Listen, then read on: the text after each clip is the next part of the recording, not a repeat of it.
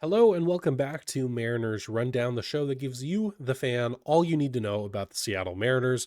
My name is Jake from Raise the Trident. I am your host for this show, and today we're going to get into really the first real episode of Mariners Rundown, and that might be a little confusing because I've obviously posted a few episodes under the Mariners Rundown name thus far.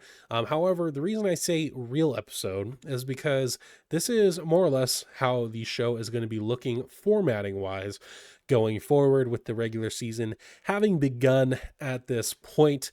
So normally we would be talking about, pretty much the last week of games, what's going on there, any news that needs to be covered.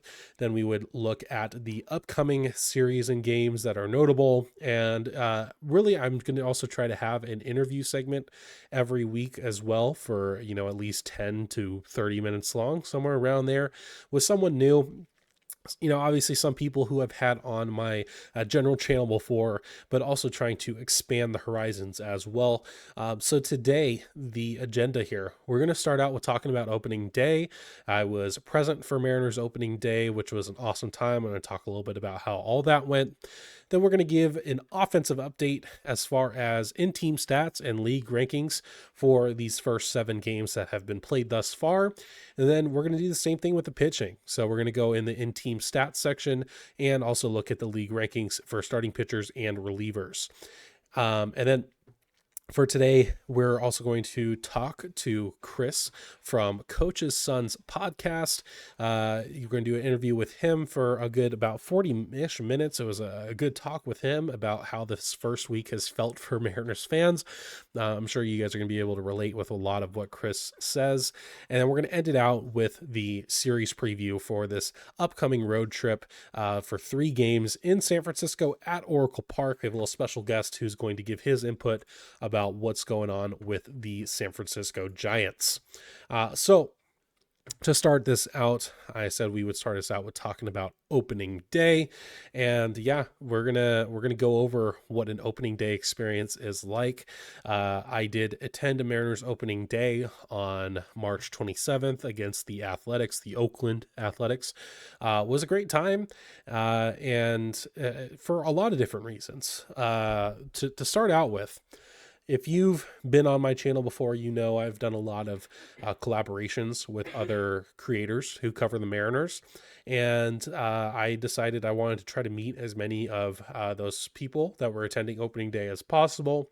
So set up a couple meetups, if you will, for various places, one outside of the stadium before the gates opened at Victory Hall or Hatback Grill, whatever you want to call it, and then one in ballpark. So we're going to talk about that. So first of all, ended up going up with Mrs. Trident, the wife, which was a great time.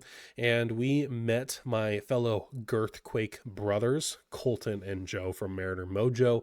If you've never checked them out before, please do so on YouTube. They make some great content. Met them for lunch and then headed up to Seattle, went to Victory Hall, and that was an interesting experience. It's one, if it wasn't sprinkling and raining a little bit, it would have been a bit more enjoyable probably. But regardless, it was really cool to check that out for the first time. Since it was opening day, obviously there was a bit more going on than probably for a usual game day there. We had in the corner, we had Seattle Sports 710, so the flagship radio show or radio station, doing some live shows from there, which was cool. Didn't really see them doing the shows or hear them doing the shows. However, we did see a couple members of the Mariners top brass there. I was a good 15 feet away from Emperor Palpatine himself, John Stanton. That was interesting to see him in person. I did not, say anything. I didn't, give him a thumbs down, didn't do anything like that, which, sorry if that disappoints anyone who's listening. However, I don't have the social anxiety for that necessarily. So did not berate him or anything like that, just kind of left him be. But we did end up meeting Kevin Martinez, who is the president of business operations for the Mariners. He, when you're looking at all the giveaway items and the ballpark entertainment, all that great stuff, that's Kevin. And it was really cool to meet him. It was very brief. Got a photo with him. I'll pop it on the screen here. uh, was a really good time to just say hi and yeah, get to snap a photo with him, and hopefully at some point I'll be able to talk to him a little bit more in depth about certain things. We'll see, but yeah, Kevin was a great guy. And then also saw the salmon from the salmon run, as you can see in this picture. If you're on the YouTube, you can see that. Sorry to my audio listeners, you can't see these pictures. You can go back and look at my Twitter if you really want to. But at that point, went into the ballpark and did another meet and greet.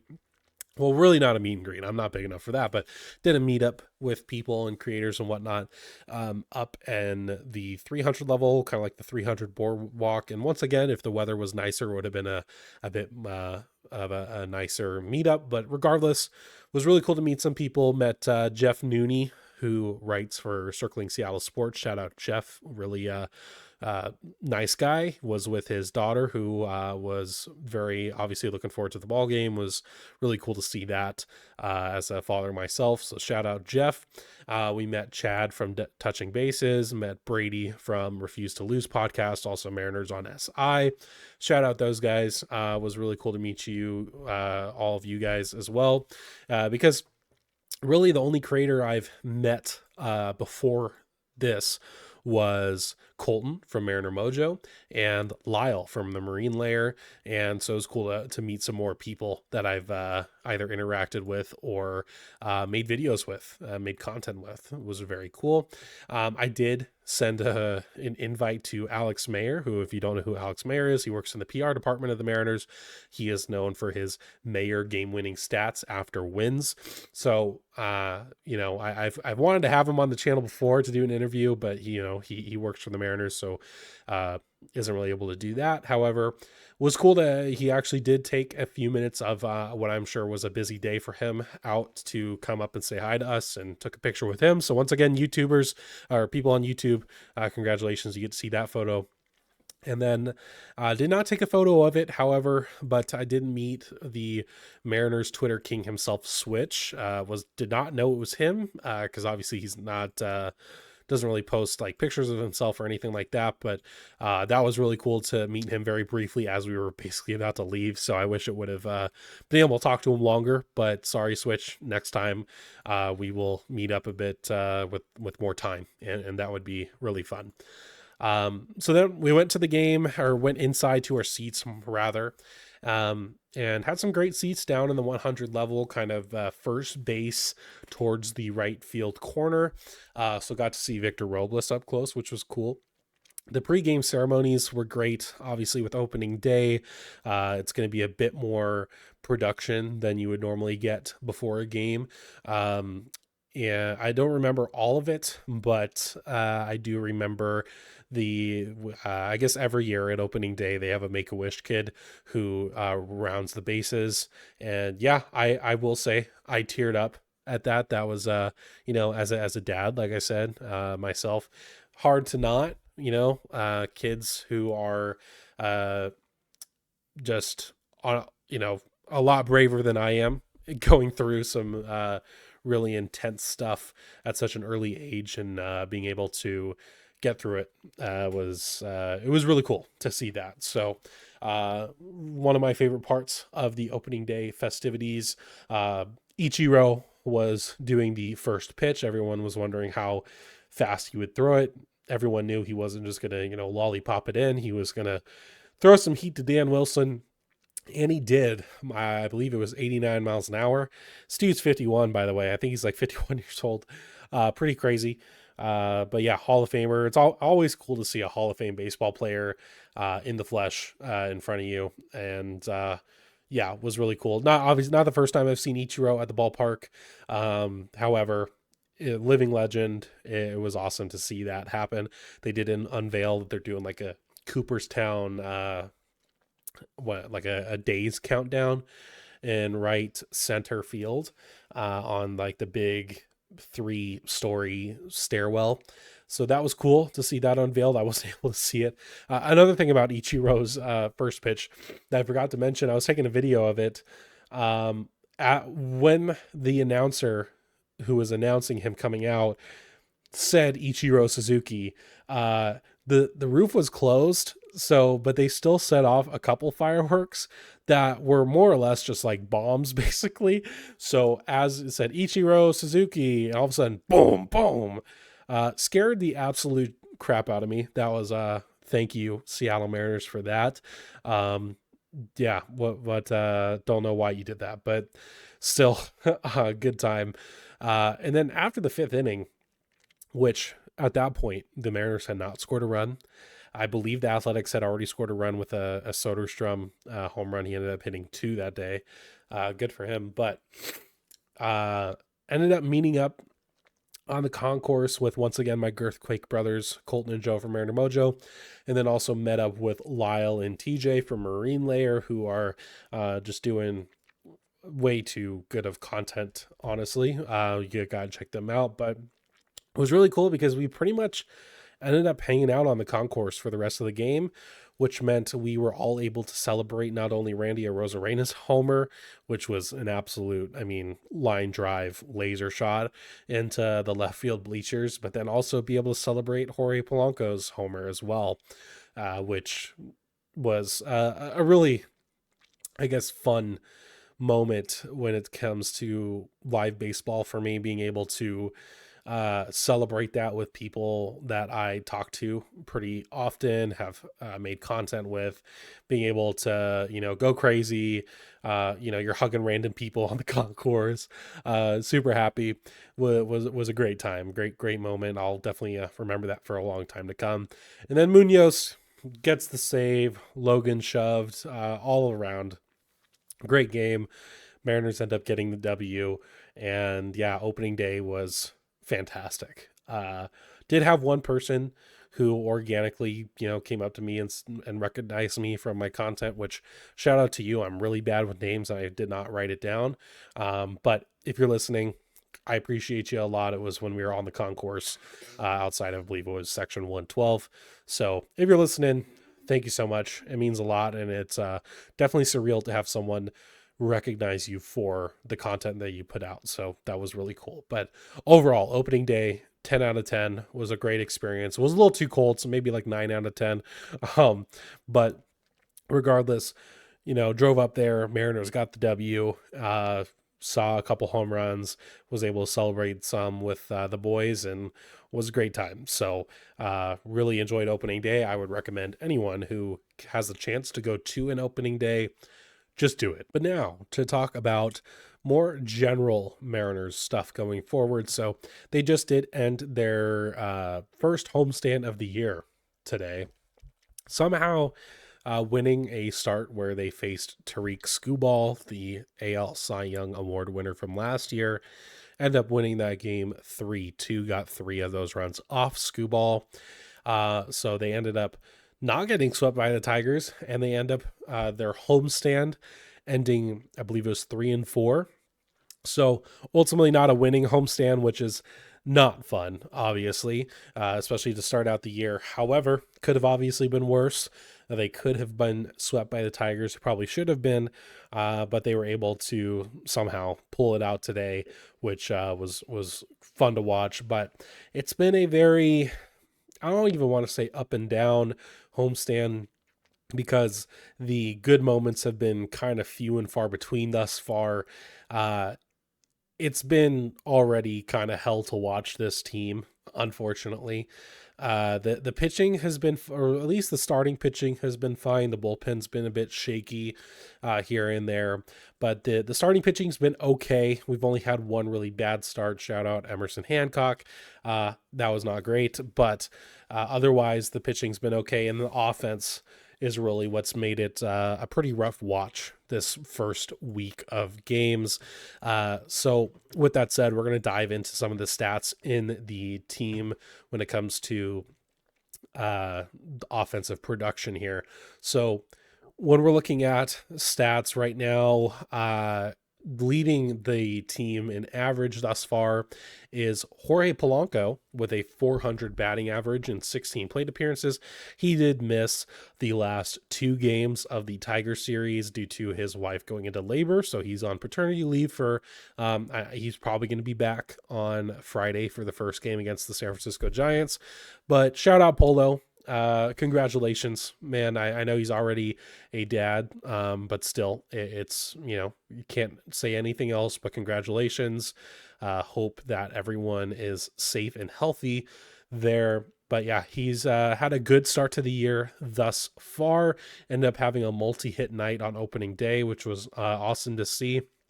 And when he was in spring training and he missed part of the spring training due to still overcoming his knee surgery, he came back and he was piping hot. He was crushing the ball in spring training. So it was really cool to see that kind of carry over, at least for the first 4 games that he's played. Um, Outside of that, we do have Dylan Moore has a 667 batting average and only 8 plate appearances, so not a whole lot. I guess let's talk about the main people we need to talk about. So Julio Rodriguez has had a rough start to the year thus far. 6 games, 25 plate appearances. He is currently slashing 211, 400, 474. Does have 1 home run and a couple stolen bases. It says he has a 161 WRC plus. I don't think this is not accounting for today's game yet, which is kind of strange, against Tariq Skubal. So it's probably a little bit different now. However, yeah, it's been, he's certainly been a little bit of a rough watch. I know the stats are saying he's been fine hitting wise.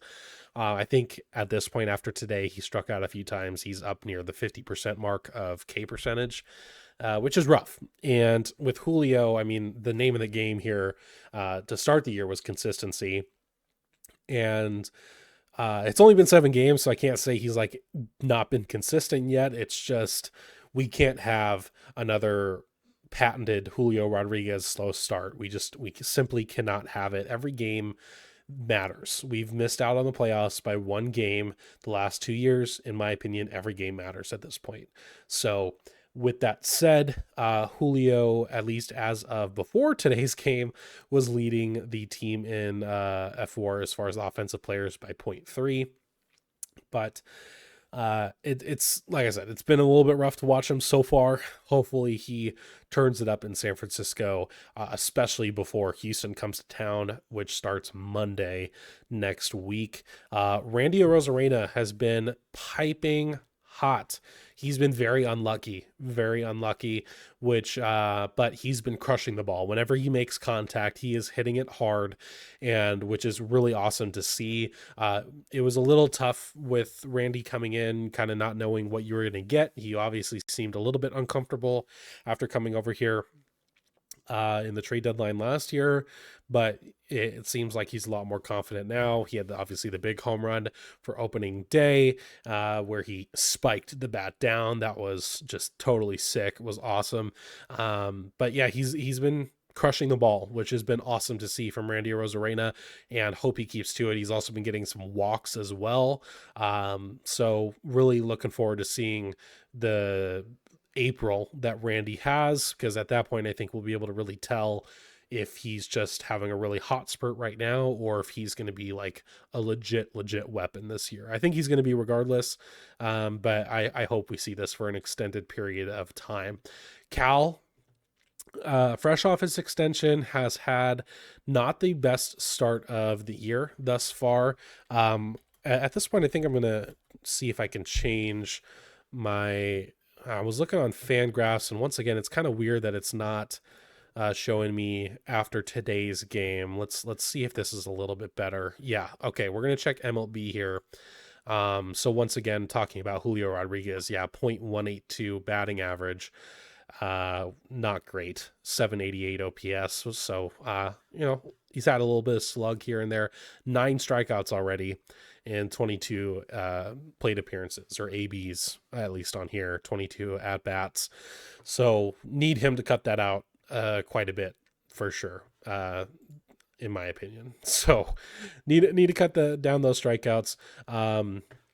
Was talking about Cal Raleigh. So through 7 games, he is slashing 125, 250, 250. That's pretty rough. He certainly has been not having the best start, that's for sure. 7 strikeouts as well for Cal. And he has had one home run, a couple RBIs, but outside of that, it's been a whole lot of nothing from Cal thus far. Victor Robles, he is currently slashing 214, 233, 321. So yeah, just he has also been a little bit slow here and there, but he has shown some signs. He had a big double today, a 2-run double that was kind of ultimately what won us the game practically. One of the biggest hit of the night was Victor Robles's 2-out 2-run double. And yeah, it's just one of those things where if Victor can get on the base pass, that's going to be really important because he can cause havoc once he's on the base pass. He has 3 doubles so far. So yeah, hopefully he can keep that going and be a bit more consistent as well. JP Crawford, kind of in line with Cal, very slow start thus far, slashing 111. 304, 111. So the on base is kind of there because he's had some walks, 5 walks in total, and he's only struck out 5 times. But yeah, man, that batting average of 111 is pretty rough for that first week thus far. Jorge Polanco, we already talked about him. Let's talk about Luke Raley, 167 batting average. Ryan Bliss, he was kind of one of the big storylines going into the year, getting that starting second base job out of the gate out of spring. He's hitting 111 right now. I feel like he's hit some balls pretty hard and got a little bit unlucky. So you know, I don't know if it's going to stay like that. I feel like he'll be able to get some momentum here soon. He does have, looks like 2 stolen bases, and we did see, I believe, on opening day that once he gets on base, he can cause havoc, kind of similar to Victor Robles. So if he can get on base more, that would be nice. Rowdy Tellez has kind of been the big disappointment thus far. He has had 10 at bats. He has struck out 5 times. So that's not great. Rowdy, hey, I love me some big chunky boy representation. I need you to be a bit better, please. Please, for the love of God, be a bit better. Now we're going to take a look, I believe, at the full standings for all the teams and see where the Mariners rank on certain things. So right now, we'll start with the normal slash line here. So starting with batting average, they are 29th in batting average with a 172 team batting average. On base percentage, a little bit better. They are up to 18th in on base percentage at 285. Slugging, we're going to take a look at that. Where are they? Once again, pretty low, 25th with a team slug of 309. So that's not great. However, they are in the top 10 on stolen bases with 6. They are tied for 6th place with looks like 4 other teams or 3 other teams. Strikeouts, though, was the big thing. Would they be top in the strikeouts? And they're actually not, but they are tied for 5th place with the Pittsburgh Pirates. Struck out 66 times already this year. So, yikes. Not great. So that's where the team, as far as offense ranks, pretty low on batting average and slug. Okay on base percentage, but still we need to get that batting average and that slug up. So we're going to be 3 games outside of T-Mobile, then 3 games right back at T-Mobile, which it can be hard to slug in our park, but still, other teams have been slugging fine so far, especially the Athletics and Riley Green in particular on the Tigers. But we have time to get this turned around. So that's what the hitting's looking like for their update. Now we're going to go into the pitching here. Okay. So talking about the pitching, we are going to, I believe, start out with the, let's see, the starters here. Let's take a look how we do that here on MLB.com. I guess we can't really split them. That's okay. So Starting out with the starting rotation, we've only went through the rotation a little bit less than 1.5 times thus far. So Logan Gilbert has had 2 starts in total. He's pitched 12 innings. He's given up 4 earned runs, so he currently has an ERA of just 3, straight up 3. A WHIP of 0.67 last year. Logan led all at least American League starters, but I think the whole league starters in WHIP. So that's already looking pretty low there. So good stuff from Logan thus far. He's had 1 quality start as well, which has been nice. And then Luis Castillo, our number 2 right now, he's had 2 starts. He had his second one today. He absolutely shoved against the Tigers, which was awesome to see. You know, the velocity is a little bit down for Luis right now, and we expect that. He has a lot of miles on his arm. However, it was his accuracy today was great. He was controlling and commanding the ball very well, and it paid off for him. So right now he also has an ERA right at 3.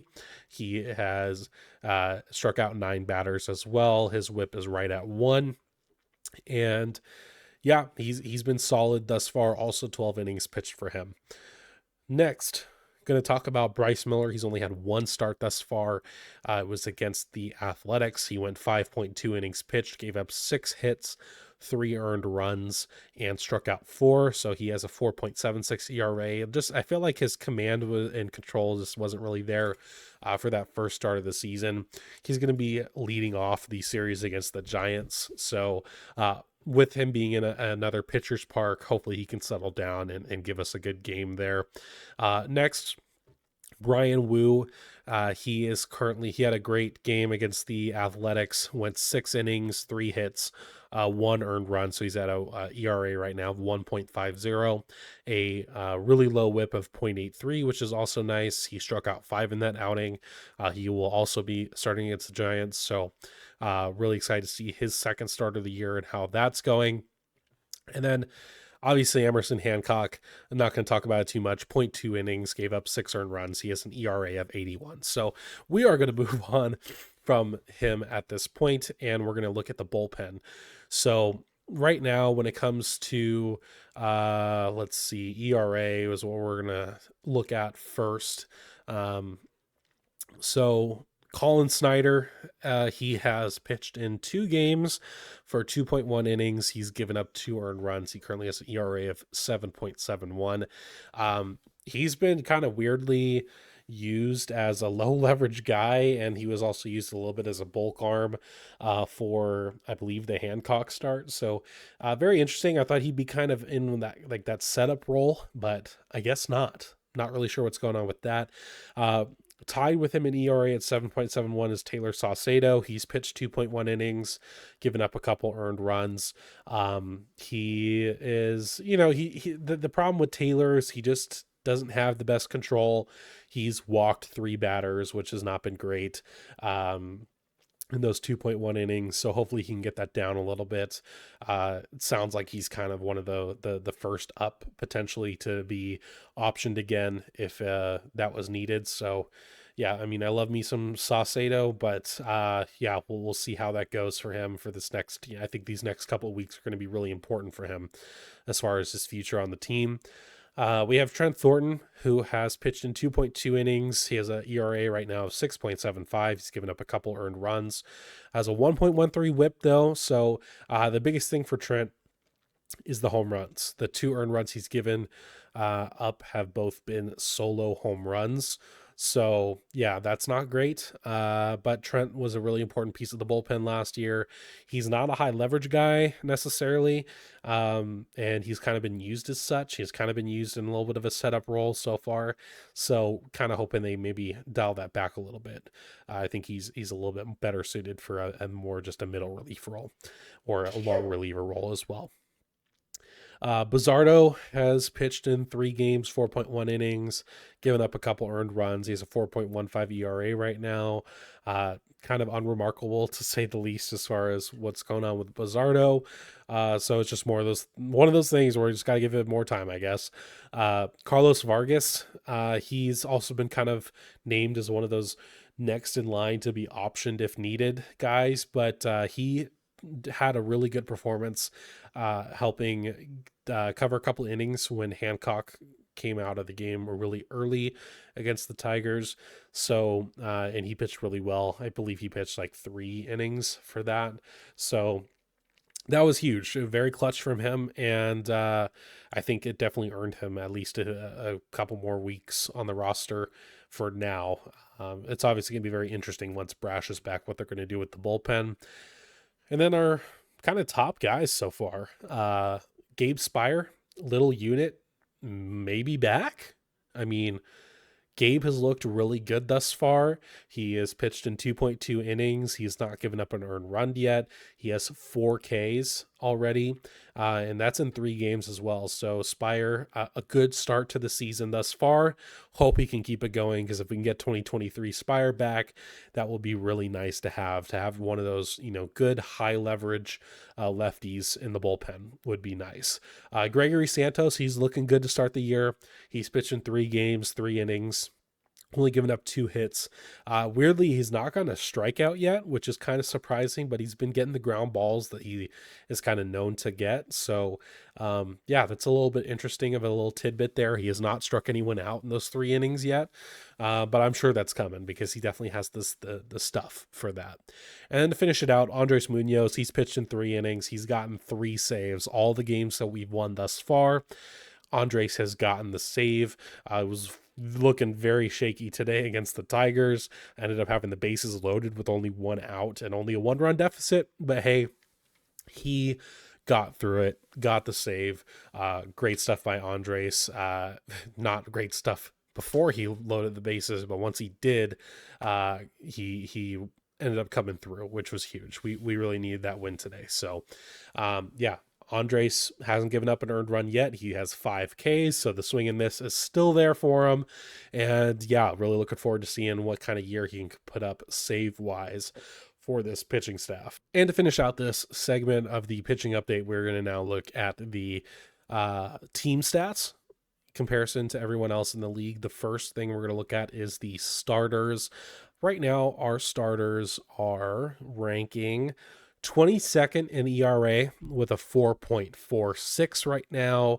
I'm sure that is going to go down as the season goes down as well. They have been, 10th in strikeouts, or they're tied for 10th in strikeouts with 36. Their whip as a team, let's take a look at that, is 12th, 1.13. And their batting average against as well has been middle of the pack. They're tied for 14th with the Toronto Blue Jays with a 226 batting average against. So now we're going to look at the relievers, see where they stack up. Relief pitching has kind of felt a little off so far to start the year. So let's take a look at how they're faring against all the other teams here. So ERA wise, let's see where they rank. So ERA for our relievers, they're right in the middle of the pack, tied for not tied, they are just straight up 15th with a 3.38 ERA. Strikeouts wise, they are pretty, looks like they're kind of lower. They're 20th in strikeouts with only 20 right now. Their whip here, we're going to take a look at that next. Which is walks and hits per innings pitched.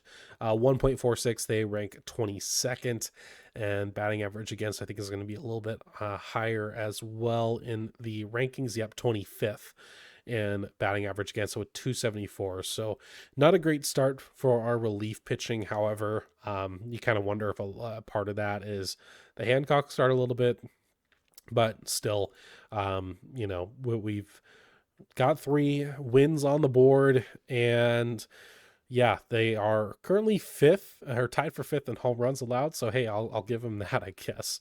But yeah, that's how our pitching staff currently ranks amongst the league when it comes to starters and relievers. And to round out the Mariners talk, we are going to be doing an interview with Chris from Coach's Sons podcast.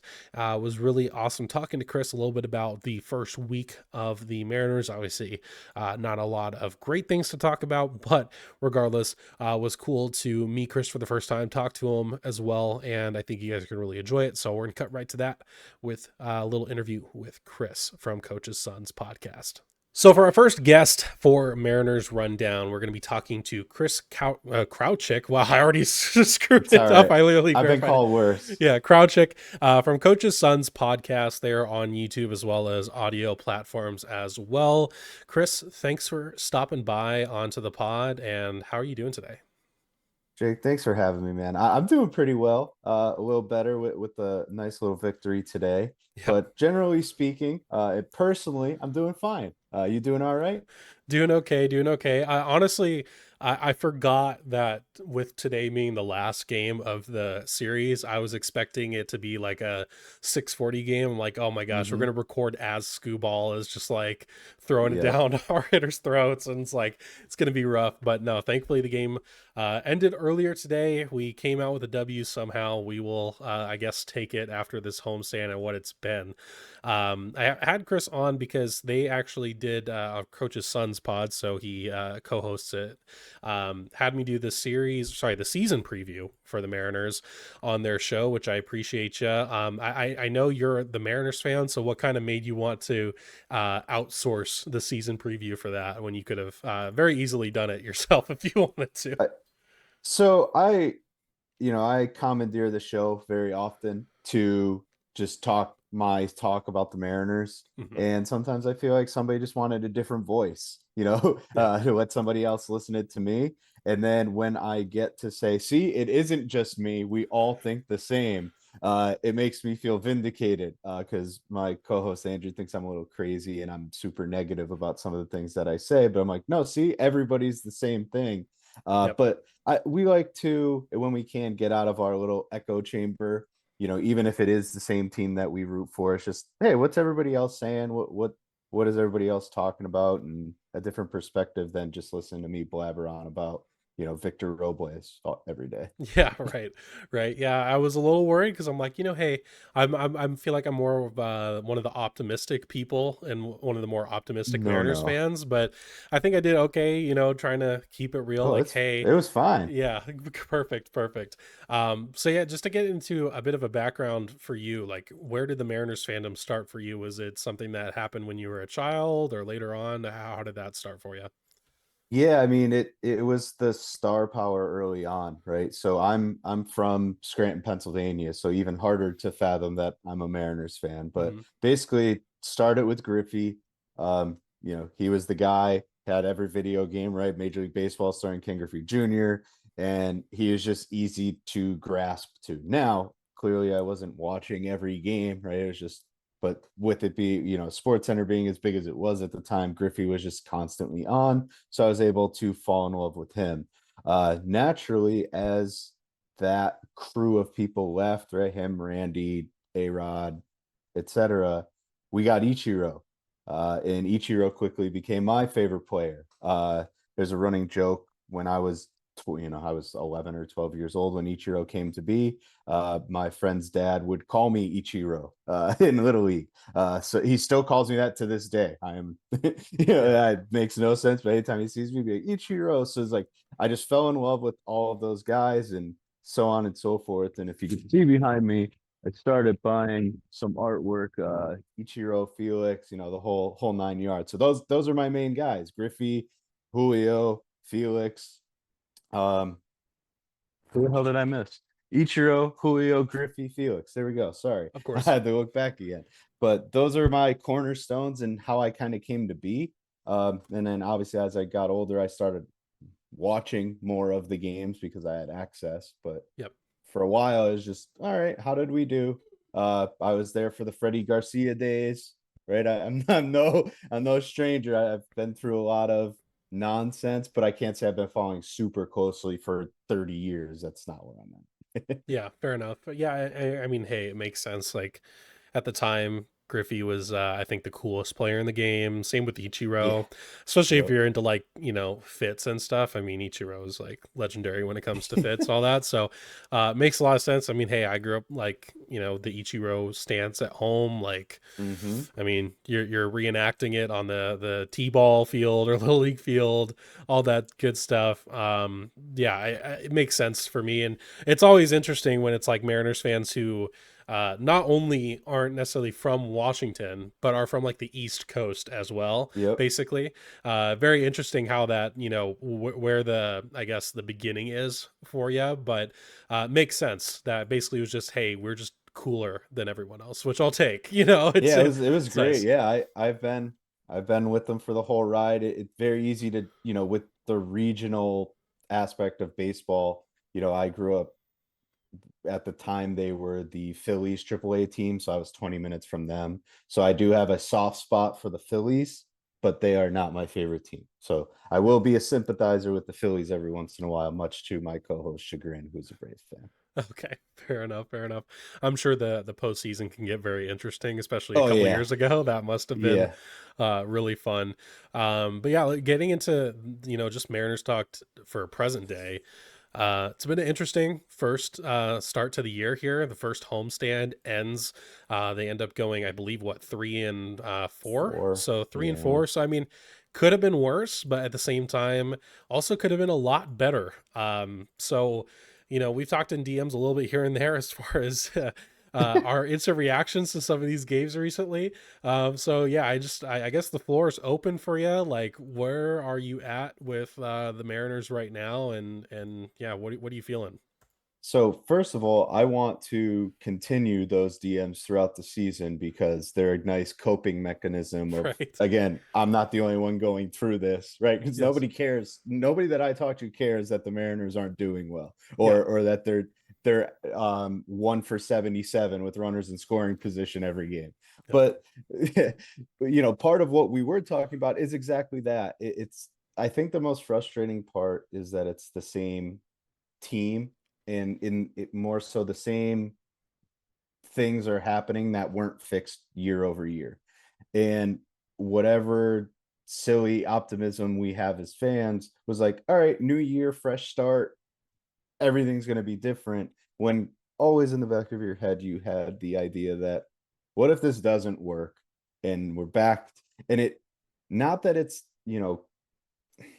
time to hit the alarm, but in the first couple games, this already happened. We've seen it all. We've stranded runners in big spots. Our bullpen is blown up. Our starters are giving us good outings, and it's all of the same thing. I know you're keeping the quality Star Tracker. I love Yep. that. Right? Just so eventually midseason, I want to be able to be like, here, this is what we go through.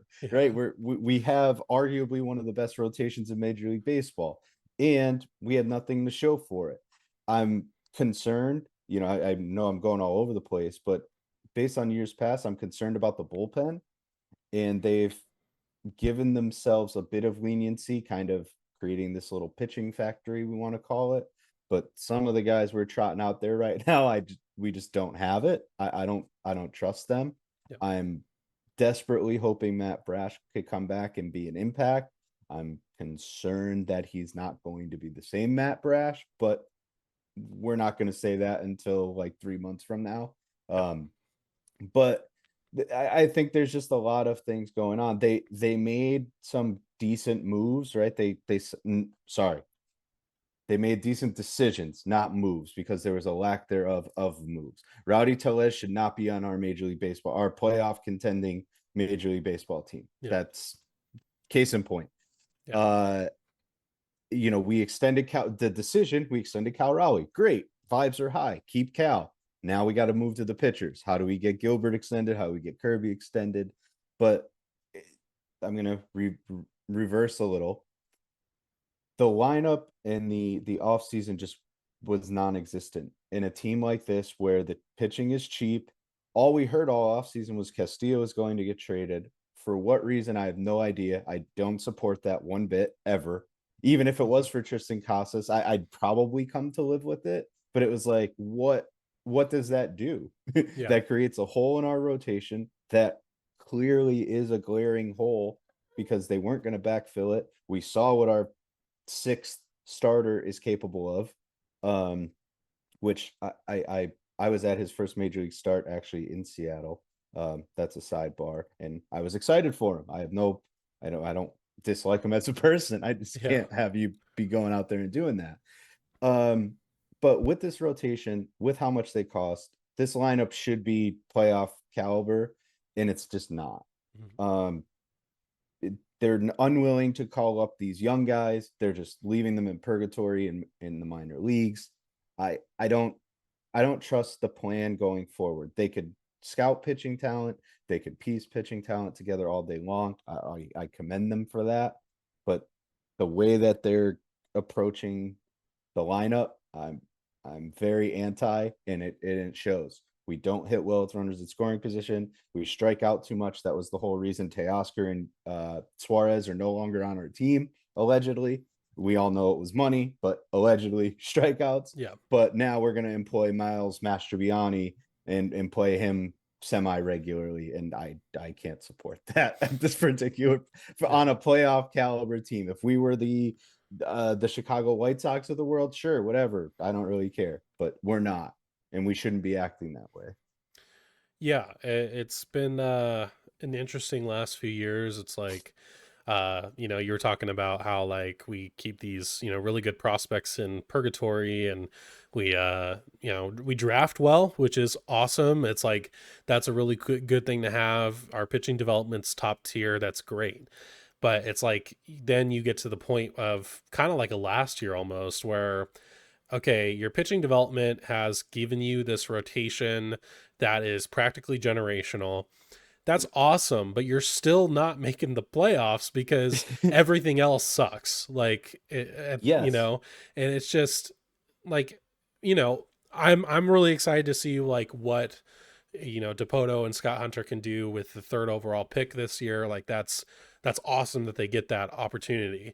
But as a fan, I don't give a crap about what, you know, ultimately this guy who's going to be playing in 2028, 2029, how good he might be.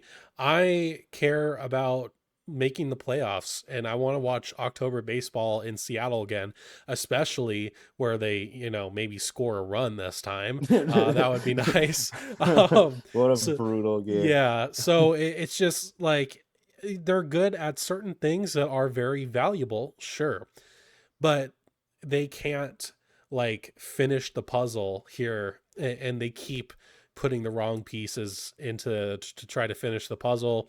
Like you said with Teoscar and Eugenio, especially Eugenio right now. My gosh, the Oh dude yeah. is the best hitter in Major League Baseball right now, practically.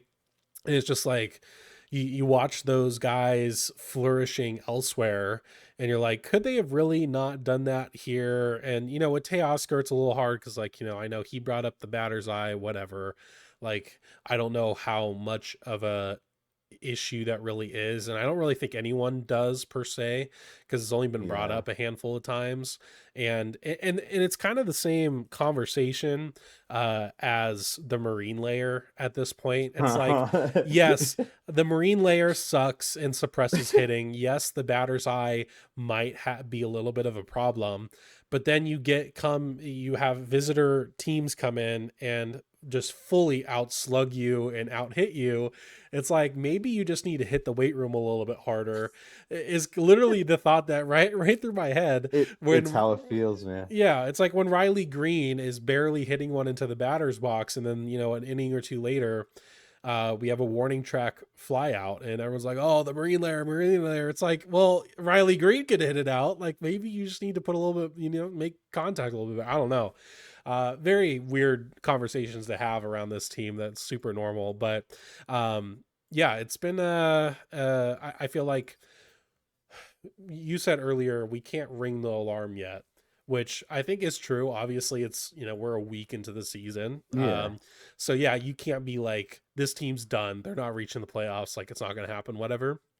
However, I don't think that discounts the feeling of when I've Mhm. watched some of these last few games. and honestly being like, this is how I felt in June of last year, and being like, this feels like the exact same game. That it just feels like watching the offense, nothing has changed, which granted, not a whole lot has changed. I mean, they only signed Yeah, one, two new players. And if you want to consider Master Boney a new hitter, he doesn't play yeah, enough, I feel like. he's But a bench guy, but yeah, he's probably started what, 2 games already? Like I don't know. yeah, I Like, would say and I'm I know I'm talking more picking like, on him, but yeah, I feel like I'm talking more like Telez and yeah. Solano maybe. Other than that, I mean, it really is just the same lineup as last year. Hmm. And yeah, it's been really just frustrating to see the same things we saw last year happening again. But yeah, I mean, if we're going to try to go into a little bit of a, I guess, optimistic direction, since I said earlier I'm a bit more on the optimistic side Yeah. as most people, who have been some of your positive standouts for this first homestand?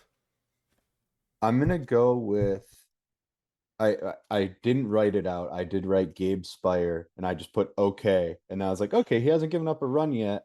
Yep. And what I thought when I wrote it is he's our lefty. And I say that in a way of he should be taking over for Saucedo, right? I feel like Saucedo comes in a lot. I know he did a bunch of the bulk work yesterday, so I'm not gonna complain to him for that, right? He did his job. But when it comes to big situations, I feel like Saucedo kind of lost a step from what we were asking him to do. I think if Spire can turn it on, then we're in good shape there. I'm hoping for that. Uh, who else? Santos looks solid for us thus far. I hope. I mean, that's our saving grace of the Suarez trade. Well, Yeah. him and Ryan Bliss, excuse me. I am a big Ryan Bliss supporter. I need him to hit.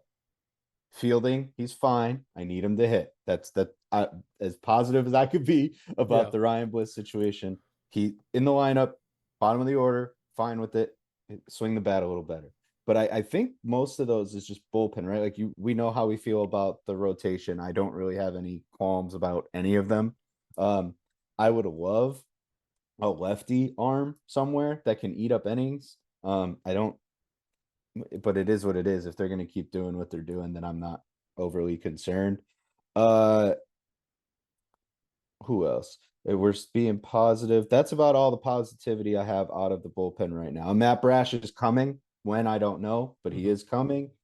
Uh, I'm torn on Julio. I want to say yes. A lot of people would say no, but him winning, hitting that game or go ahead home run was a big deal to me because he kind of felt like he got off the schneid. He pimped it, did his thing, love it.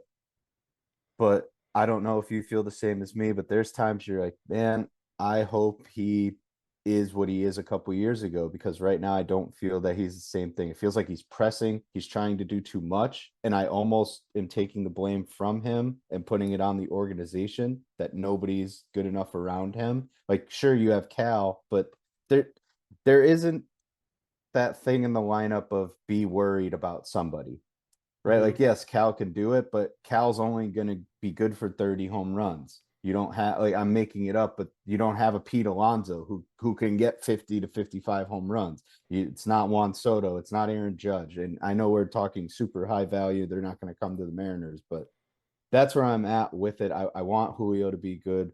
Robles, he's a blessing in disguise. They're not paying him anything. They even extended him. He's not making a ton. If he does what he did for the second half of us last year, it's going to be a value added player. I don't expect him to be, 5 to 6 WAR player, but for what we're paying him and where he's going to slot, I think I think we made a steal there, but the minute he returns back to what he was prior to us, it's going to lose a lot of. I hope it never happens, but if it does, it's going to turn a lot of people off. I guess I'll just turn the question back to you. Is there anybody you think, oh, I take that back because he's on leave? I didn't talk about it. Jorge Polanco Hmm. was very promising for a couple of games. And if he's healthy, I'll take it. I don't love it, but he's what I have. And Yeah, I don't love his defense. I don't know how we move that around, but offensively, that's a big spot for us. And if he produces, because he didn't last year, that's and I think that's the thing when we I'm going backwards again. I do this a lot, you're but good. we're talking about the same team as last year. And yes, it's the same name as Jorge Polanco, but I think he was either negative war or very close to just non-existent um, as a baseball player last year for us. So if he's going to give you even 2 to 3 war, then we're talking a whole different lineup. Just assuming everybody else does the same thing, and that's where we're struggling. Where we're assuming everybody's doing the same thing and they're not. Yeah. But let's let's be optimistic. Everybody does the same. Polanco steps up. The team gets better just by that alone. Mhm. So I'm gonna reverse it to you. Is there anybody you think I missed that I should have called out there? Yeah, I guess the biggest one for me is Randy Arozarena's looked really good, which has been Love Randy. really nice. He's hitting the ball hard. He's making solid contact. He has been walking a pretty decent amount too. Like he's getting on base, and even if he's not getting a hit, he's getting on base, which is nice. And I was kind of not sure how to feel about him going into the season, just because it's weird when you were watching a Rosarena post trade last year. It's like I feel like we all could kind of feel like something was off with him. Like you can kind of see the body language just wasn't really Mm-hmm. there, and it seemed like he maybe felt a little out of place a little bit. But it was like part of the discussion around that was, is it just the fact that he got traded? He's just not taking it well, which I'm sure was a lot of it, probably. It probably didn't help, too, that he was going on a team that was like basically tanking at that point and trying to work their way back into a division picture that they should have still had a lead on. So it could have been part of that, but it's like, okay, well, yeah, the whole off season to assimilate more with the team. We saw pictures of him hanging out with Julio in the offseason, which is awesome. And, it was just like, would he kind of start the year feeling like, would there kind of just be an obvious difference in body language and his comfortability that you could just visually see? And thankfully, I feel like we can put that in the affirmative right now. He is when he's making contact, he's crushing the ball. He's been very unlucky multiple times too. He probably could have a good 3 more hits on his ledger right now if he wasn't so unlucky. Um, Yeah. and I will say, like, I was there for opening day. Man, that home run was awesome. It certainly fired me up. I did not see the bat spike because I was not Okay. paying attention to that. You're looking at the ball and seeing if it goes out or not. Oh yeah. But yeah, that was awesome to see, and to see that energy from him was really cool. And he was even continued it today. He's definitely been our hottest hitter at this point. Jorge Polanco too, like you said, like opening day has what I think a 3-hit game plus a home run. So it's like really hope that Jorge is turning into really who he was for like a decade before he came here. Yeah. Because if we can get that Jorge Polanco, like that's a valuable player right there. He may not be great Hmm. defensively. We've Yes. seen the throws have not been good from third base. But is that, just a thing where he's still kind of getting his arm condition? Maybe. Because I don't feel like I remember that in spring training having any problems, but maybe I just wasn't paying attention enough. I don't know. But um, yeah, if he can at least be a productive bat, I mean, ultimately that's what this team needs. Like they need as many productive bats as they can. So that Hmm. would be huge. I really like the Spire pick just because I feel like it would be awesome to have that 2023 little unit back. That would be huge for this bullpen.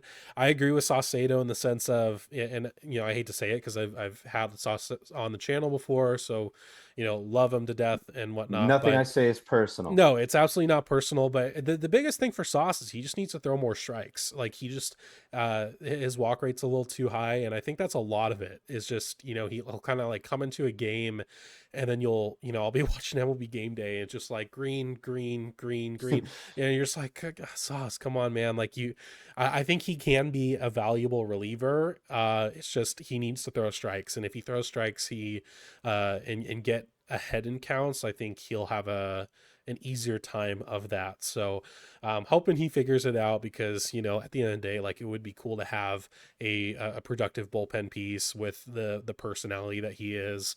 Mhm. Would be nice to have. But outside of a Rosarena, like, I mean, I gotta say, Castillo shoved today. Like, that was a really Oh yeah. impressive outing, and it kind of also affirms a little bit of what I said before, for like my season preview for him, is the velocity is clearly going down, which makes sense. I mean, I think he's 31, 32, has a lot of miles on that arm. It's expected that his velocity at some point is going to start dipping, and we've seen that.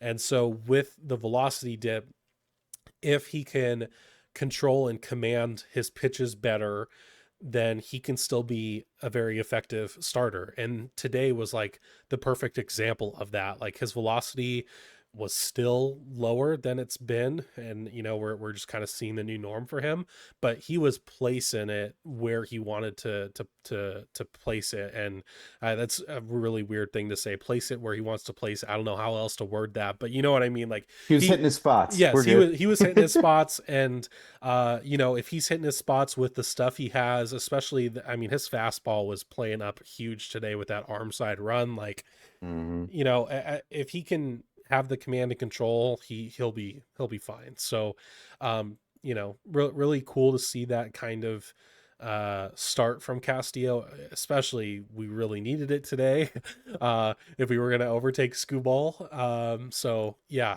I think those are kind of my big standouts. Ryan Bliss is an interesting one, because it's like, I know I feel like he's been hitting the ball hard.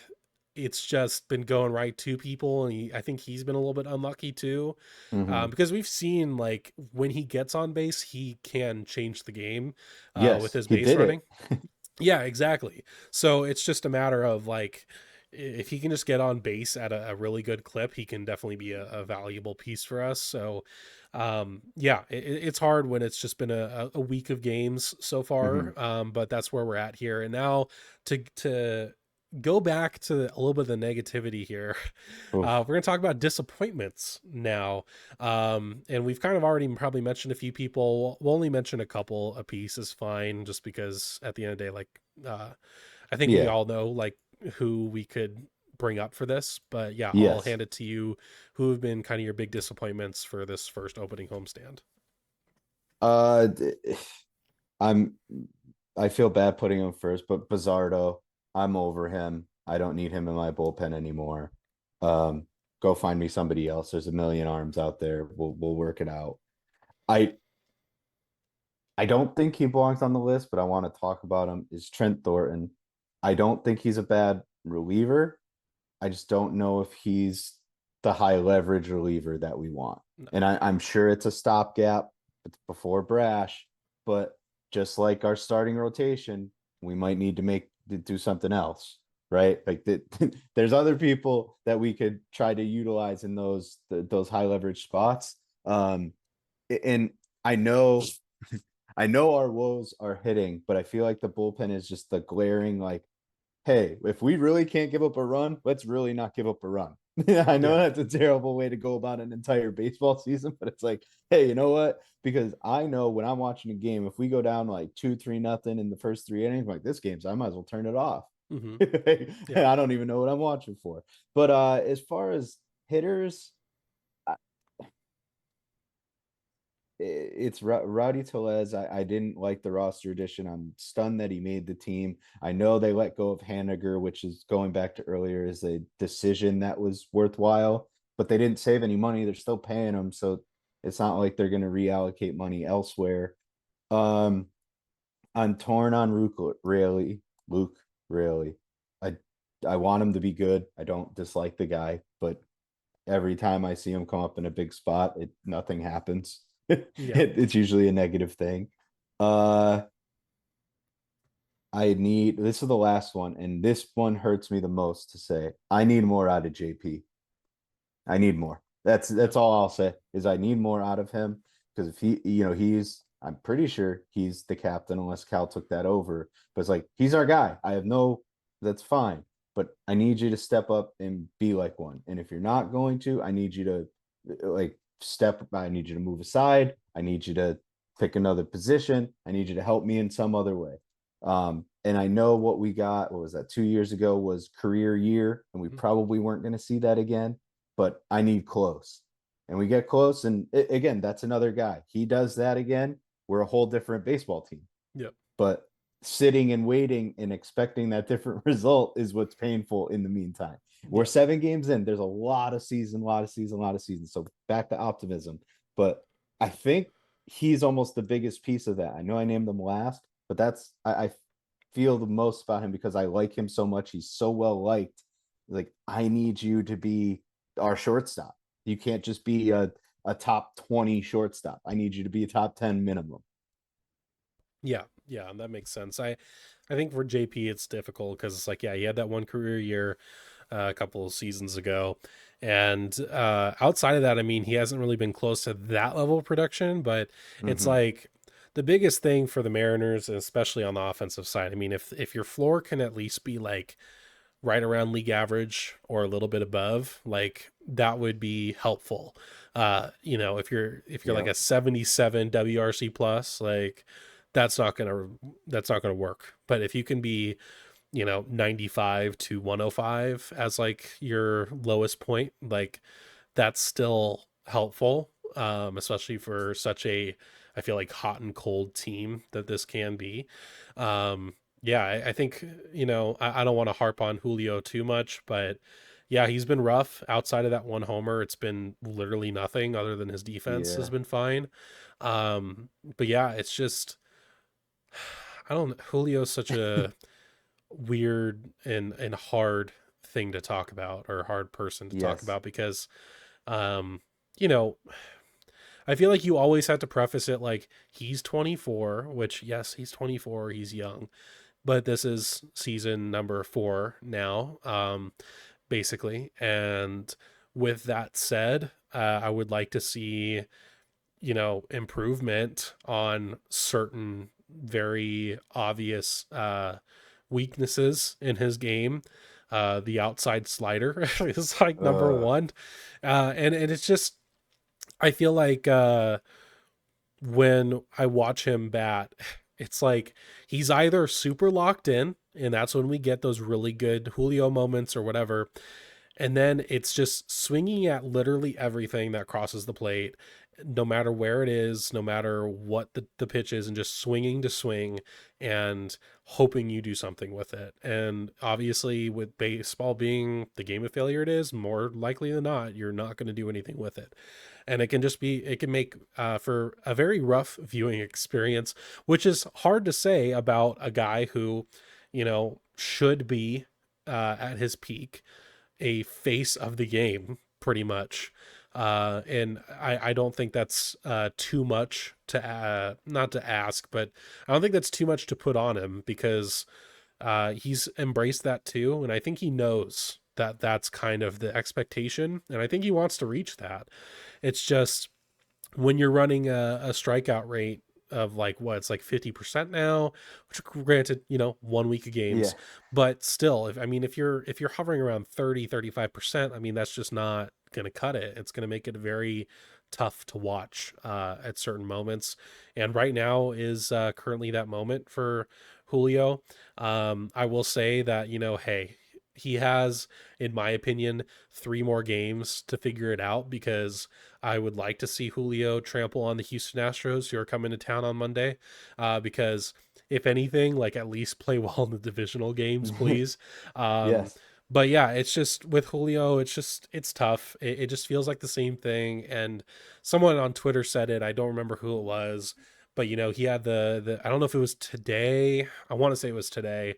Um, where he had that AB where the first one like hit the knob of his bat and whatnot for a strike. And he seemed pretty upset about that, and it was just whiff done, like back to the dugout. And it's like whoever said it, I don't remember their exact wording, but it's just like seeing Julio get a tough break and letting it affect the rest of the AB Yep. is getting tired. Like it's hard to see that still. Once again, understand that he is younger than me, which is crazy, but uh at the end of the day, like, if he wants to be on the Bobby Witt, Aaron Judge, Juan Soto level of players, he can't let that happen. He just needs to brush it off and have a quality AB still. And we saw it today where he just didn't. Um, so Mm-hmm. yeah, that I guess he's my I, biggest disappointment. It is what it is, and you just hope that you see that improvement and that kind of turnaround that we always end up seeing from him sooner rather than later, because they Yeah, he certainly are going to finished need it. fine. He finished fine last year, Yeah, encompassing all numbers, but watching him day in and day out, it wasn't, we all know it wasn't a good year, right? The war could be whatever it is, but you're like, I watched him yeah, struggle all season.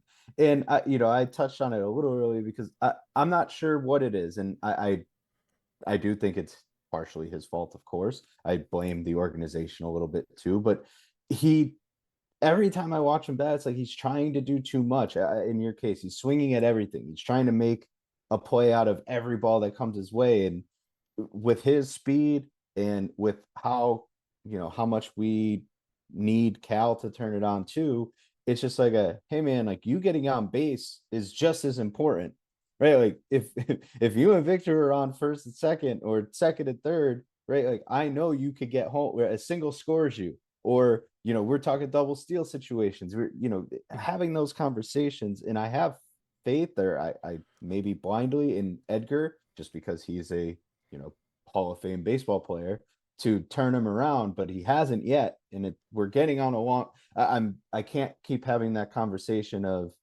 oh, Edgar's there. Edgar will fix him. It's like Edgar's been there for a little while now, mhm, and it's not just the 7 games or spring training to now. He came on towards the end of last season, mhm. so I'm not.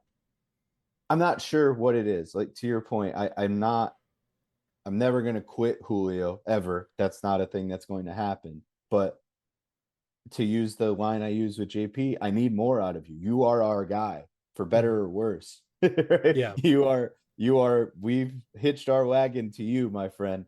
Like, yeah, and I need you, and I know there's pressure that comes with that. I know you're still young, to have a franchise be tied to you, but I'm almost not even asking him to be Bobby Witt, Juan Soto. I just need you to be better than what you are right now. yeah. Yep, consistency is the key with Julio. It's the same thing that we were saying last year and saying it this year again. If we can just get some consistency out of That's the him, Mariners, right? exactly, it would be nice. So to round this out, what would you like to see going forward for let's say for the next week or 2 weeks or even a month? Like what are the maybe certain things you would like to see from this ball club to kind of make you feel, I guess, a bit more confident in, how they may fare going forward? The bat's got to get going. I think it's as simple as that. Making strides offensively for multiple guys, right? It can't just be Julio. It can't just be JP because we already wasted a season of JP doing his best. And that's my fear. I'm fearful of a guy turning it on, having their career year, and nobody else does, and that was all for naught, right? It was all for nothing. Yep. So it's almost down the line. We need to find. I think it's early that you could play around with the lineup, figure out the best spot. But by May 1, I need a team that I'm running with. If Mhm. if Bliss is going to hit 180, I can't have you in the lineup anymore. Right? It's okay for now, but if Rayleigh's not going to hit with runners in scoring position, if Roddy Telez is still going to keep doing what he's doing, I need you. You need to be off my team, out of the lineup, whatever that is. Mhm. I need something different. I don't know what that is, but that's not my job to figure out. Yep. We got a ton of guys in the minors that can come up if you I don't know what the story is. If they don't want to pay them, they don't want to start the clock, they don't want to, whatever it is they're trying not to do. But we've got options. Don't let anybody fool you. I will not take that as an answer. But I think decisions need to be made way more quickly than I think that they're going to be. Right? Like Yep. we need to just find out who's a player, who's not. If indeed Bliss is the guy, great, play him every day. If he's not, then Dylan Moore has to be our second baseman. I don't love playing him every day, but you've got to play who's there. I hate the day-to-day matchups of righty, lefty, lefty. Like we're just gonna put 9 righties up against the lefty and just forego, every Mhm. lefty hitter we have. So now our bench is just Tellez, Luke Raley, and it's never JP, but you get the point. Mhm. Eight righty hitters, excuse me. But I just don't. It's got to start with the hitting. We need something out of Mitch Garver, but at the same time, he's our backup catcher. So whatever. Yep. Like Yep. there's 30 other catchers in the league worse than Yep. Yeah, and him. it's hard with Garver because honestly, I do think he had the hot spring. And it's just like then he just immediately like doesn't play for 2 games. I'm just like, man, yeah, maybe keep that hot hand going. Maybe we could have had something, but Yeah. who knows? I'll still believe in odd year Garver for now and have fun with Oh, I'm that. in. But yeah, I'm in. I'm just saying my expectations aren't high because he's our backup catcher. Yeah, we yeah, pay him a lot of money. It's not my money. I don't care. But it's mhm, like to your point of riding the hot hand. I feel like that happens too. It's like, oh, lefty, lefty. Like let's just say Luke really gets hot, and now we're gonna face Framber against Houston. Now Luke really is in the lineups. Like, just play yeah, the guy. Like, yeah, I just play him. He's hot. I'll let him figure it out. Like, who mhm, was the matter if he or if somebody else goes 0 for 4, it doesn't matter. Just give me something. I think they're doing too much with the lineup. There's not a ton of consistency. I mean, even Bliss, he had a great opening day, and day 2 he wasn't playing. yeah, You're just like, what? He did nothing to deserve not playing in this game. Like yeah, minus, super analytical stuff that we're not privy to. But just tell me that then. I guess call me an idiot and say you don't know what you're talking about. yeah, Besides lineup construction. So simply put, it's the lineup. The rotation's going to be fine. I'm going to get what I wish for at some point, but I think I would almost like enjoy seeing like a 7-6 ball game just to see what happens, what that looks like. yeah, Right. Because the pitching can't be perfect. It's not going to be perfect. We mhm, need to hit to score run. Like that last night's Tigers game was uh, a brief example. We tried coming back a little bit, but again, big spots, we don't get the hits. See mhm, you later. You're yeah, not going to win. So, when somebody gets lit up, when your guy gets beat up, you know what? I'm going to take this all back. I'm sick of playing the AL Central. I hate them all. Tigers, Royals, yeah, Twins. I don't know what it's like AL Central, like voodoo magic. We just don't play them well. yeah. Yeah, I definitely agree. Yeah, so yeah, that's gonna be it for this part here. Chris, I appreciate you coming on to the pod. It's been Thank awesome you. talking to you. Go ahead and give the people kind of idea on where they can find you. You can find me Coach's Sons podcast. Just all separate words. We are available everywhere. We put just our feeds onto YouTube, but we're everywhere you can get your podcasts. So feel free to reach out. We are more national, if you will. I do sneak in my Mariners talk every once in a while, so it is nice to have this avenue so I could come vent Yeah. elsewhere. But yeah, so if you have any, questions, you want to talk about anything, you want me to talk about something, feel free to reach out. We're very open. We come out every 2 weeks on Tuesdays. We have a couple things in the pipeline as well, but I expect to probably have you on probably at hopefully little mid-season review Yeah. to make sure I'm not going crazy. But Yeah. again, I appreciate the opportunity. I know we'll be in touch more this season, Hmm. just for the sake of needing each other to vent to. Of But this is course. great, man. Yeah, appreciate you being on. Thank you so much. So next up, we are going to do a little series preview for our 3 games in San Francisco against the San Francisco Giants, and I'm going to cut to that with a special guest to talk about that series. So for the Giants preview, I got I got my dad on the phone. Say hi, Dad. Hi, everybody out there. So my dad's been a lifelong Giants fan, and as we know, after this off day, the next 3 game series is in San Francisco. So I'm gonna let my dad give a bit of a rundown on what's going on with the Giants right now, and yeah, how are the Giants doing? It looks like they're 5-1, so good start to the season for them. Yeah, I've been very happy with the way they've been playing. It's been a couple of years where I've had any type of, I guess you could say, looking forward to a good season and competing. And I think this year's team has a lot of good players. They're playing really well. Pitching's really strong. They're doing a lot better in their situational hitting this year than they were last year. The bullpen's been lights out pretty much. And to go on the road and win 5 out of 6 to begin this season gives me a lot of optimism that maybe they can go for a wild card. They are playing in probably the toughest division in baseball, but the way that they come out every day and compete, I watched them in spring training and was very impressed with their defense every day and their pitching. So I think if you have those two things, you're going to be in just about every game. And they have a strong 1 through 9 lineup right now, which they haven't had the last couple of years. So I'm very excited this year about the Giants. Yeah, they definitely have some exciting pieces, and we'll start with the pitching. Okay, so unfortunately, we get to start out the series facing Justin Verlander, who future Hall of Famer here. First ballot for sure.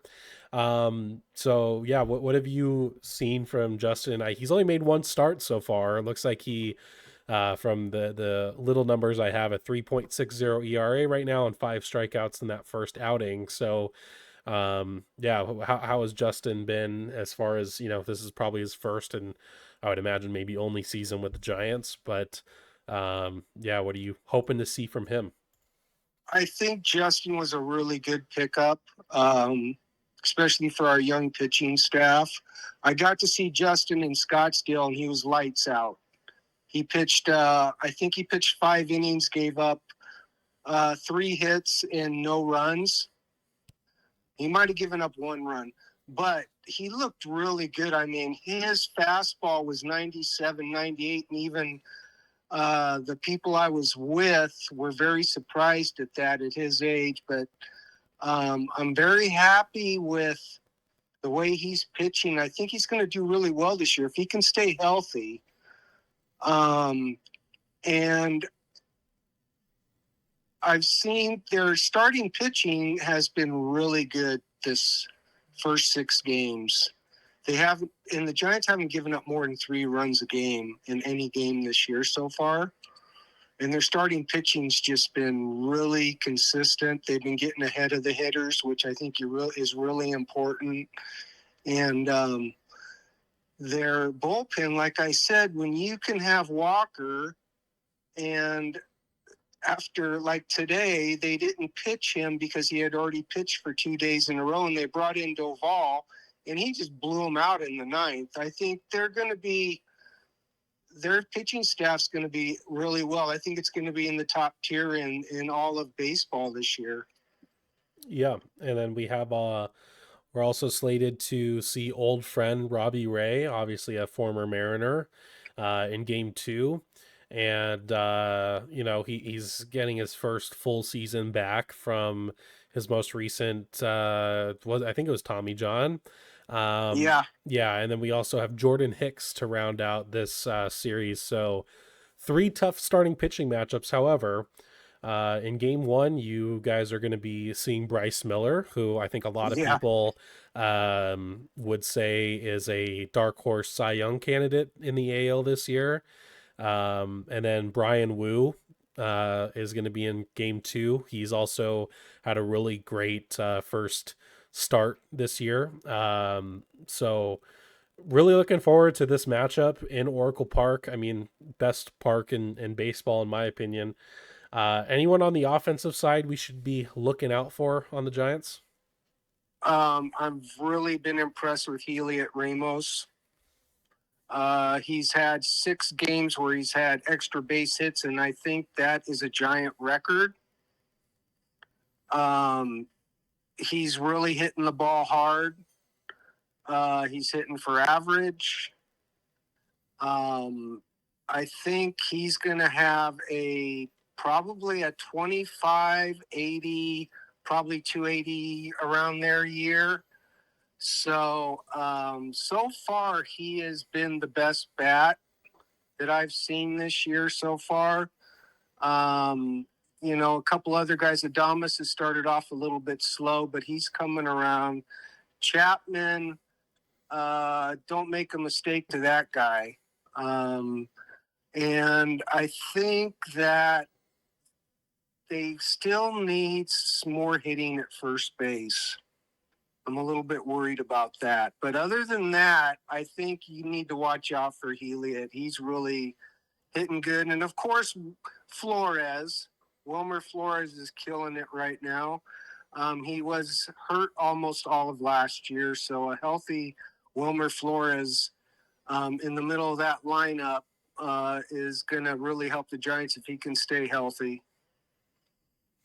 Yeah, so to end this out, Dad, what's your official prediction for this series? Who do you think is winning it? Do you think there's going to be a sweep involved? What do you think ends up happening? We don't know who the Mariners starter is for Game 3 yet. But yeah, how do you think the series is going to play out? The Mariners have a really good pitching staff. I think it's going to be a low-scoring series. Oracle Park is a pitcher's park. But I think the Giants can win 2 out of 3. I've been looking at the Mariners lineup, and they're struggling a little bit right now, but I think they're going to be fine. It's just, pitchers are always ahead of the hitters right now. And I just think at Oracle Park, the Giants are going to be psyched to play. And it just seems there's just a different vibe with them right now. So I think they're going to win 2 out of 3. And, we'll see what happens. It could go either way. Yeah, well, I hope your prediction's wrong, obviously, but hey, if it is what it is. Yeah, really, really excited to watch this series at Oracle. It's gonna be it's always weird now watching Mariners versus Giants, but yeah, thankfully next year, Giants will be back We're up in going. Seattle, so we will be there for sure. We're going. We're Oh going, yeah. buddy. We're going to go to 2 of the games at least. For sure. Yeah, for sure. Well, Yeah. thanks for being on, Dad, for a little Giants series preview, I guess. Sure. Hey, anytime, bud. I appreciate you having me on, and I love my baseball. I've been a fan for 54 years, and the Mariners are going to be fine. They have a good team. They're going to be just fine. Thank you to my dad for doing kind of a little bit of a series preview against the Giants and what's going on in San Francisco right now. They are really hot, 5-1 already. They did sweep the Houston Astros for us, so thank you. We appreciate that here in Seattle. And that's going to be it for today's episode. I appreciate you very much if you are listening to this first real episode of Mariners Rundown. If you've been listening on Spotify or Apple, I'd really appreciate you if you follow the show and leave a 5-star review. It helps me out a lot. And if you're on YouTube, subscribe to the channel, leave a like. Those are both free. It helps me as well. And if you like the channel enough, you can become a member for only a couple dollars a month to get some exclusive content as well. So yeah, regardless of what you do, I appreciate you very much for listening. We'll be back next week for more Mariners Rundown. I've been your host, Jake from Raise the Trident. Appreciate you. See you in the next one.